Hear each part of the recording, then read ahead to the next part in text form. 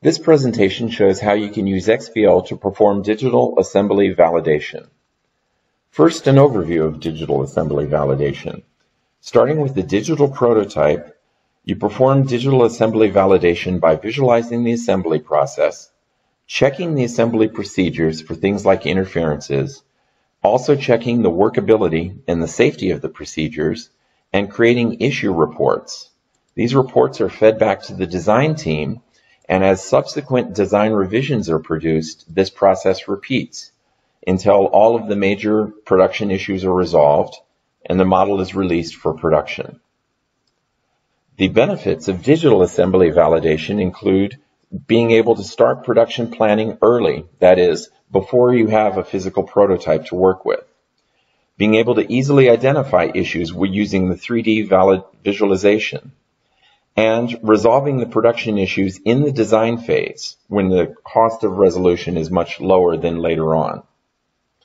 This results in better design, quality, and communication, and reduced costs and reduced lead time. Why use XVL for assembly validation? Well, as we just saw, traditional assembly validation requires a physical model, but XVL-based digital assembly validation can begin as soon as there is a digital model. Also, it's time-consuming to validate assemblies using physical models, but XVL-based digital validation includes rich tools to quickly find and report issues. In general, 3D CAD data is too large for effective assembly validation, but XVL data is lightweight and it enables you to validate large models without sacrificing accuracy. And finally, previous validation cannot be used on new versions of the model. But XVL's AutoUpdate function enables you to import all your previous validation results into new versions of the model. Here is the workflow for digital assembly validation using XVL. You start by converting the CAD data into lightweight XVL. Then you can begin the digital assembly validation process. As mentioned before, there's no need to wait for a physical prototype. The first step is to visualize the assembly process by creating step-by-step process plans and animating the assembly paths. You can then use dynamic collision detection to check for interferences in the assembly paths. You can also use dynamic measurement to ensure proper clearances. You can then add tools and human models to check the workability, visibility, and safety of the assembly process.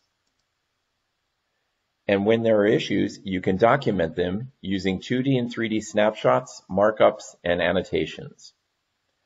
After completing your assembly validation, you can save the XVL file and automatically generate reports which are sent back to the design team.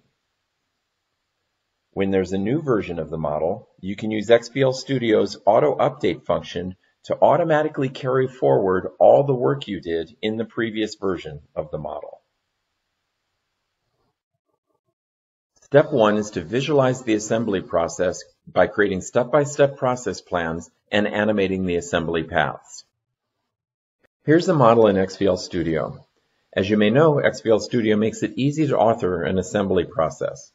The first step is to define the MBOM, or manufacture tree. You can do this manually by dragging and dropping parts from the assembly tree, or EBOM,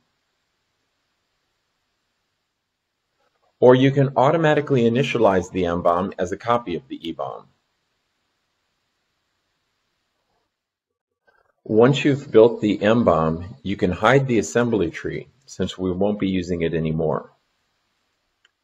The next step is to define the assembly sequence. Again, you can do this piece by manually dragging and dropping parts from one tree to the other. Or you can initialize the assembly sequence as a copy of the manufacture tree. After you've defined the assembly sequence, XVL Studio has tools to let you animate the assembly. By default, the parts just appear in their final positions, like this.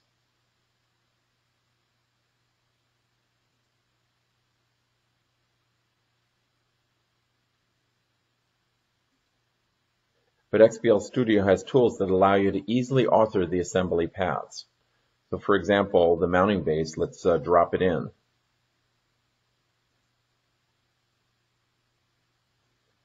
can simply drag it and set a keyframe. Drag again, set another keyframe, and now when you play, it drops into place. Let's take a look at the next part, tightening the mounting base here. The parts themselves are pretty hard to see, so let's go ahead and zoom in on them. And then maybe change our angle of view. Okay, once we've got it the way we like, we can just save a process camera, and that will be the view going forward. Again, we can edit the animation paths of this set of bolts.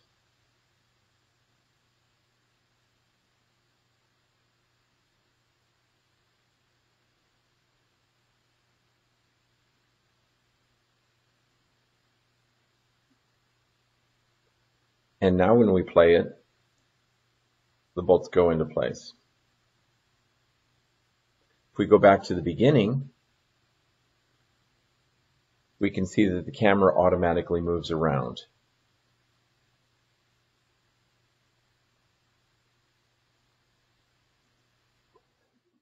After creating the process animation, we can use dynamic collision detection to find any interferences in the animation paths. We can also use dynamic measurement to guarantee the clearances of all the parts in the assembly process. Here's the process animation that we authored before. Now let's check for interferences in the animation paths. We can do that by turning on dynamic collision detection. So let's take a look at one of these paths here.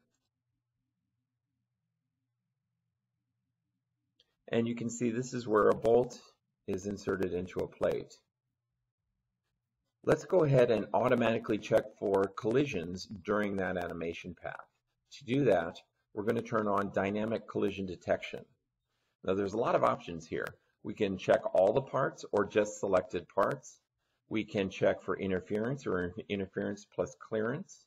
We can pay attention to or ignore contacts. And we can stop when the interference is found or continue finding other interferences. In this case, let's go ahead and just select a couple of parts to test. Here's one, maybe the washer, the motor, the plate. And now let's go ahead and turn on dynamic collision detection. Now when we play the animation, Studio is automatically checking for interferences at each step. You can see it's found one, an interference between the bolt and the motor.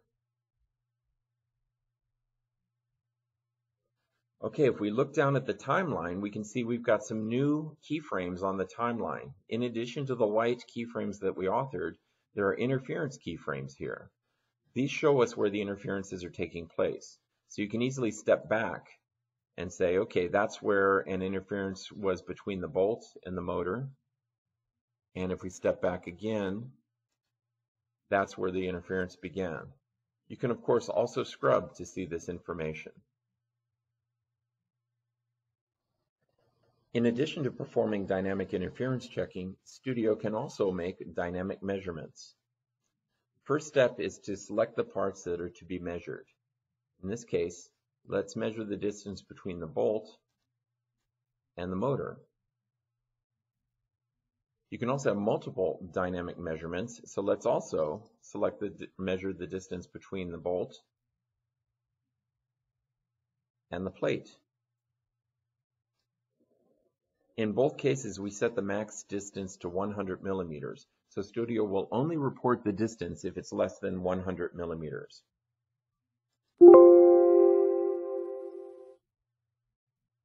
Now if we go ahead and play the animation, as soon as the bolt gets within 100 millimeters of either of the parts, Studio automatically reports it.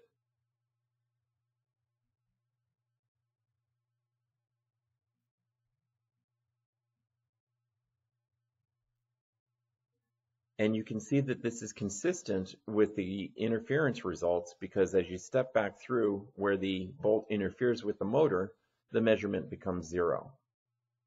So using these two tools, dynamic interference checking and dynamic measurement, you can automatically detect when there's an issue with your animation paths for your process animations. XVL Studio allows you to import tools and human models to check the visibility, workability, and safety of the assembly process. We're going to cover these features in a future presentation, but for now, here are some examples using the current model. XVL Studio allows you to add tools to the model and use dynamic collision detection to check for interferences between the tools and the other parts. This enables you to find the right tool for the job.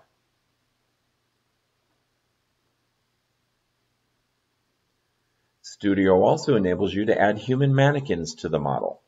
With the mannequins, you can check postures, workability, and visibility.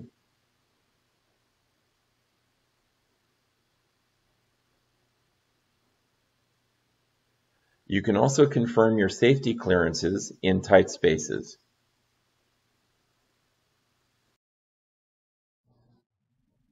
With XVL Studio, you can easily document any assembly issues with 2D and 3D snapshots, markups, and annotations.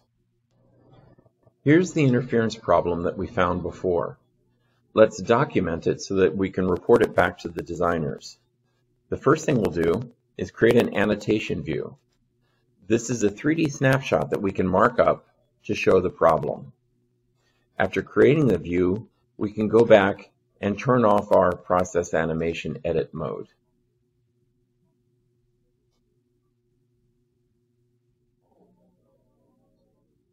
And as you can see, the model goes back to full display, but we've already captured the issue in the 3D annotation view.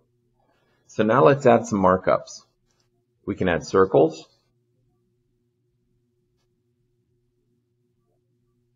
notes,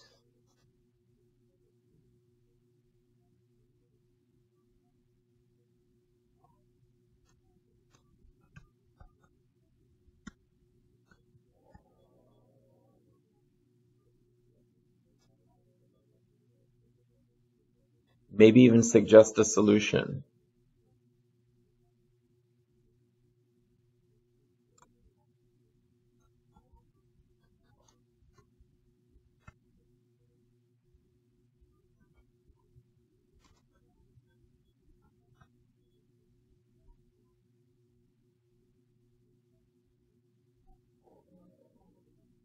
We can also do other kinds of markups, like arrows.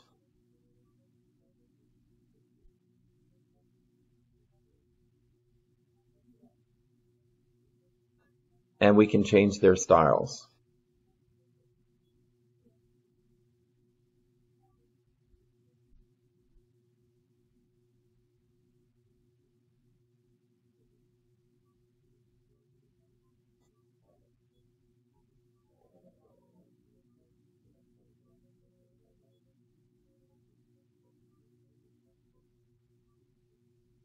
Within the annotation view itself, we can also add comments.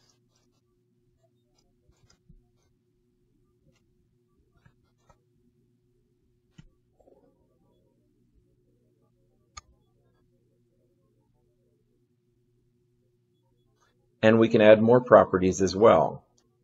Maybe a checked by, a category, maybe even a checked date.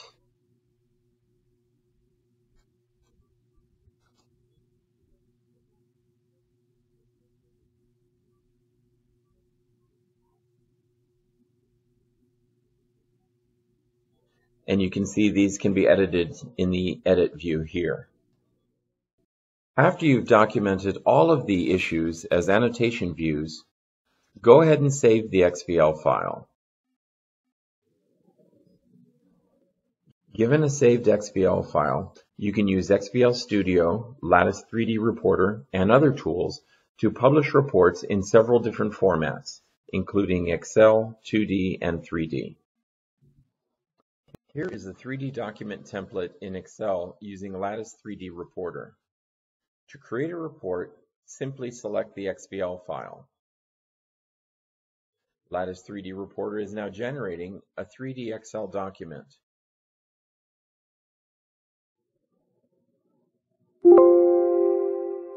And here it is. You can see the 3D model embedded entirely within the spreadsheet. Also, down below, you can see the annotation views, which show you all of the issues that we've documented in 3D. Seeing the issues in 3D makes it a lot more clear than just traditional 2D illustrations. Also, the designer can just step through each of the individual issues and see the ones that affect only them. Another advantage to having the entire 3D model in Excel is that the designer does not have to open up the CAD system in order to see and understand the issue. They have all the information they need embedded in this one report. When there's a design change, you can use XVL Studio's AutoUpdate function to automatically add all of the validation data to the new version of the model. Here's the next version of the model in XVL Studio. As you can see, when the data was converted from CAD, we got the EBOM, but there was no MBOM or process list. Let's use AutoUpdate to bring in all the work that we did on the previous version of the model.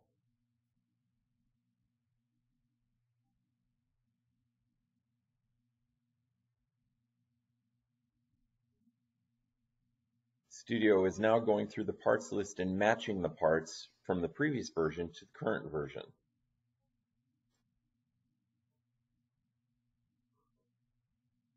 And as you can see, it reports all the differences. Yellow shows parts whose properties, position, or structure has changed. Orange shows parts that have been deleted or added between the two versions of the model. When we look at these, we see that the parts numbers are very close. They've just been incremented. So let's go ahead and match those, which tells Studio that they're the same part despite the fact that the numbers changed. We can verify this by doing a visual shape comparison. This shows the differences in geometry between the two parts. Once we're happy with the match, we can go ahead and finish the update.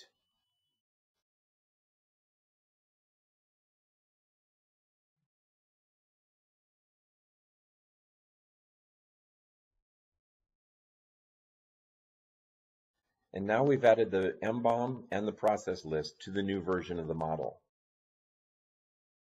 Let's take a look at the process animation and see if it's resolved any of the issues that we've reported in the previous version.